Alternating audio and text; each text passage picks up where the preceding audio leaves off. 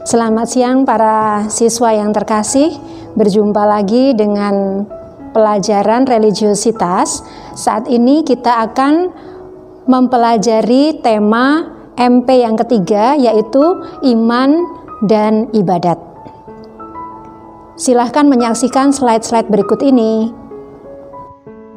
Kita akan mempelajari lebih detail tentang iman dan ibadah melalui slide berikut ini. Adapun ibadat dibagi menjadi dua, bahwa setiap umat beriman dapat mengungkapkan imannya dalam doa dan ibadat, yaitu secara pribadi, dalam kesendirian dia bersama Tuhan, maupun ibadat bersama dengan umat seagama. Dalam melakukan ibadat selalu ada tata cara, ada tata gerak dan aturan yang tidak boleh diubah.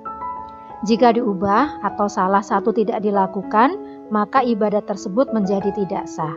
Di sini pada gambar ini adalah contoh gerakan yang ada di sholat 5 waktu untuk agama Islam, dan yang di sebelah kanan ini adalah ketika ada tahbisan imam di agama Katolik. Semuanya mempunyai ritualnya masing-masing dan harus diikuti. Nah, bagaimana ibadat biasanya dilakukan? Yang pertama, secara rutin. Contoh, sholat 5 waktu atau sholat Jumat, kemudian ada misa, ada kebaktian setiap hari Minggu, dan yang lain. Di sini secara rutin kita berelasi kepada Tuhan. Yang kedua, ada masa-masa khusus di hari raya keagamaan. Contoh, sholat Id Idul Fitri hanya setahun sekali, dan itu adalah hari yang sangat khusus untuk agama Islam. Ada misa atau kebaktian Natal, Paskah, kemudian itu untuk Kristen dan Katolik. Perayaan Galungan dan Kuningan itu untuk umat Hindu, Imlek untuk Konghucu, Waisak untuk Buddha, dan Nyepi untuk Hindu. Pada masa khusus ini, tata ibadatnya pun juga khusus dan biasanya lebih meriah. Ibadat khusus pada hari raya keagamaan bertujuan untuk apa? Yaitu pertama, memperingati, mengenang, dan mensyukuri suatu peristiwa yang pernah terjadi pada waktu dulu. Kemudian yang B, mengambil manfaat dari setiap peristiwa tersebut bagi hidup umat saat ini dan yang akan datang. Sehingga semacam ada yang menjadi motivasi ketika kita ingin melakukan ibadat khusus keagamaan. Contoh ya, untuk perayaan Paskah, itu untuk mengenang karya penyelamatan Allah bagi manusia dalam diri Yesus Kristus yang mengalami sengsara, wafat, dan kebangkitan.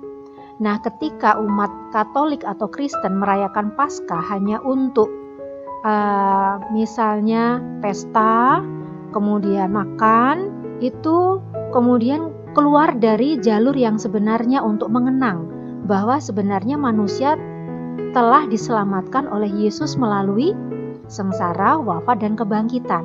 Seharusnya yang kita kenang, yang kita peringati adalah keselamatan kita telah diselamatkan oleh Yesus.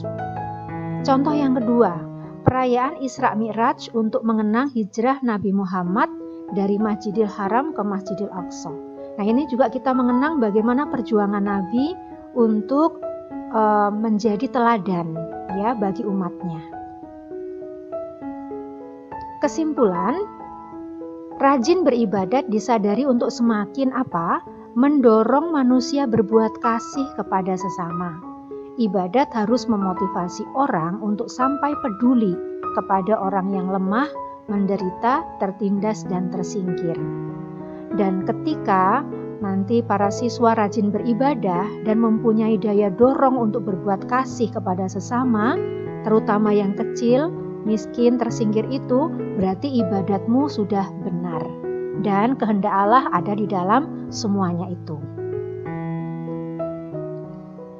Nah, para siswa, untuk penugasan di sini ada tugas pribadi yang akan kalian kerjakan. Ya, yang pertama, Silakan menulis tata cara dan tata gerak secara lengkap sesuai dengan doa ibadah dalam agamamu masing-masing.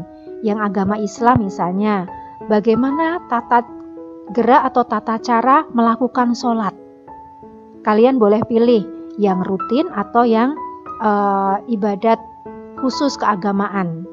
Untuk yang agama Katolik boleh menggunakan misa harian atau misa Paskah atau Jumat Agung, silahkan ya.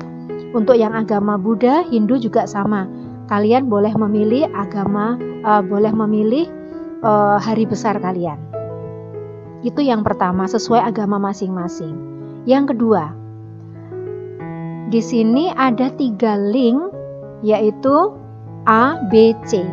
Tugas kalian adalah silahkan mempelajari ibadat dari agama-agama yang ada di link berikut ini.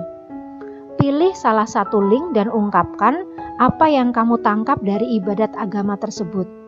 Lalu kamu tulis di Word, kemudian setelah selesai, kirimkan ke ketua kelompok dan ketua kelompok mengirimkan ke alamat berikut. Bagaimana dengan kelompok-kelompoknya? Nih, kelompok Carolus, kelompok Borromeus, kelompok Elizabeth, kelompok Graters.